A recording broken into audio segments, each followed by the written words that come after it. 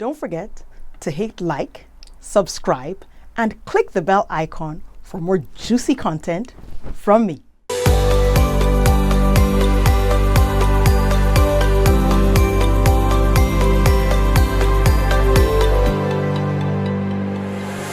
Hello and welcome back.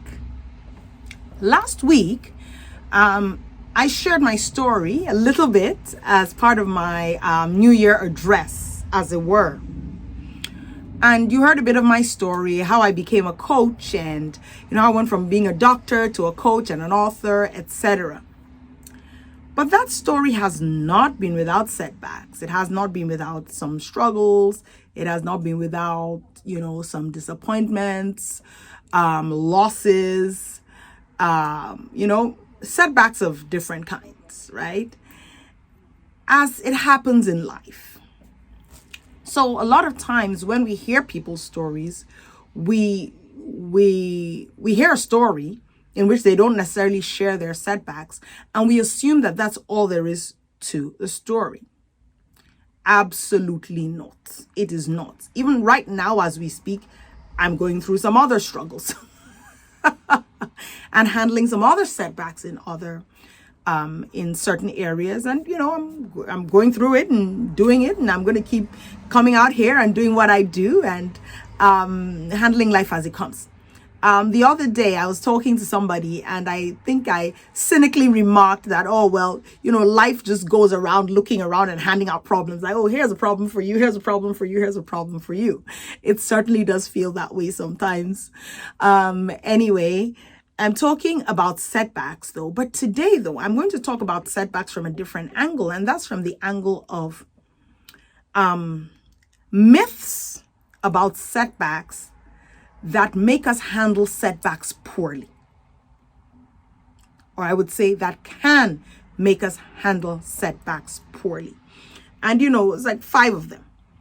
So the first thing that people think when they get a setback is that it's their fault. Okay, now, sometimes it's our fault. We brought it on ourselves. But sometimes it's actually not.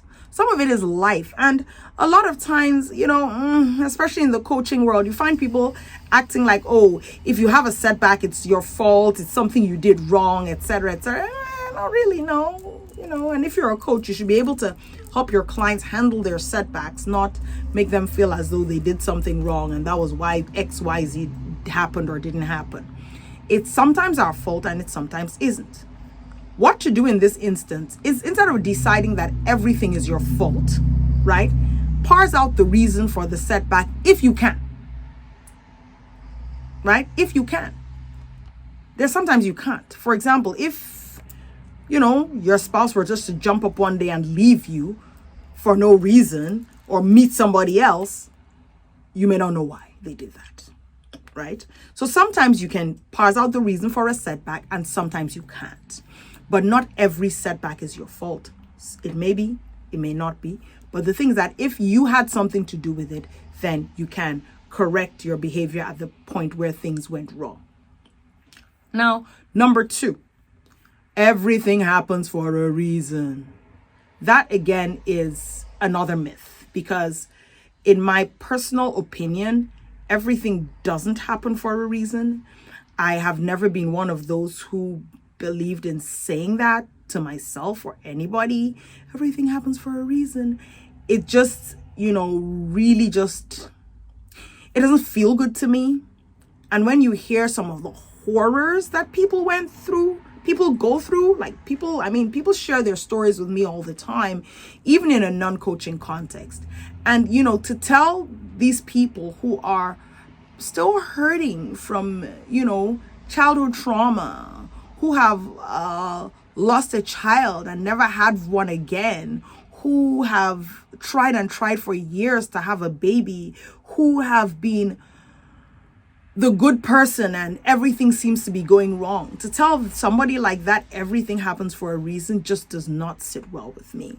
There are some things that are random. We never know the reason why. Now, we can turn things around when we handle setbacks, when we handle our setbacks, and grow from them. But, one of those myths of, well, everything happens for a reason can actually hinder us from handling setbacks correctly. Now, a third myth about setbacks is, whenever good things happen, bad things follow. That is not wholly true. It's also not wholly false. This is one of those things where it is impossible to say how true it is. But no, here's the thing about life. There are dualities in life. Good things happen, bad things happen, and sometimes they're happening at the same time. Sometimes they're following each other. Sometimes good thing, good thing, good thing, good thing, good thing, good thing, bad thing. Sometimes bad thing, bad thing, bad thing, good thing, bad thing, bad thing, good thing. And it's up and down and all over the place. So instead of thinking it when something bad happens, it's because I got that great tax refund that my windshield broke. No, your windshield broke because of the heat, or a stone fell on it, or whatever. Let's look at life like this. Life is full of dualities. Dualities always happen. Bad things and good things can happen to the same person at the same time. And that helps you remember the good even when you're going through the bad. Because it's not always all bad. And a lot of times it's not always all good. Like, I can point to certain areas of my life where things aren't going well, but I can also point to many other areas where things are going fantabulously great. That is life. Okay? So realizing the duality helps us handle setbacks better, because we know that, okay, this is one of those things. As long as I'm alive, I will get through this and I will keep going. Now, another myth about setbacks is that sometimes people, especially people of faith, may think that people of faith, especially spiritual people in the mindset world, may think that, if you have a certain mindset, or if you pray, or if you donate money to church, that you will be immune from setbacks. That is absolutely not true. And that leads to magical thinking. And if we think like this, we will fall apart when we have setbacks, because it's that myth of, why do bad things happen to good people? Because they do. Because they do. Prayers, yes, are great. Having a great mindset, you need that. You need that anyway. But to think that those things will prevent all setbacks from coming to you means that when you finally face a setback, it can be so devastating, because you've anchored your mind on some magical thinking that, if this, then that. That's not actually borne out by any evidence. Even if you're a person of faith, you look in the Bible, everybody in the Bible had bad stuff happen to them. Like, everybody. Jonah was eaten by a fish. Job was had all the problems of humanity. Jesus himself was crucified, although, he rose up again. But, you can see the theme that, and if you're a person of faith, the Bible does say, and by person of faith, I mean Christian faith, because I'm a Christian, so that's the only religion I can actually talk about. The Bible does say that in this world you'll have tribulations. So, but it also goes on to say that you can overcome, you can have the victory, etc., etc. So basically, you can handle setbacks if you have the right mind, rather than thinking, setbacks will never happen to me, because that setbacks happen to everybody. And number 5, another myth about setbacks that prevents us from handling them effectively is to think that it's a sign to give up. Okay? A setback isn't a sign to give up all the time. Now, it depends on what the setback is, and what the situation is. So, to think that, I've encountered the difficulty, it's over, that's not always the case. You have to actually sit down and work through things in your mind and make a decision, and in a good decision. Even if you do decide to say walk away from something, it shouldn't necessarily be because of, oh my goodness, setback, we're going, that's it, bye. That means we have to give up because we had a setback. Walt Disney was broke, and now we have Disney World today, and all his heirs and don't even need to work.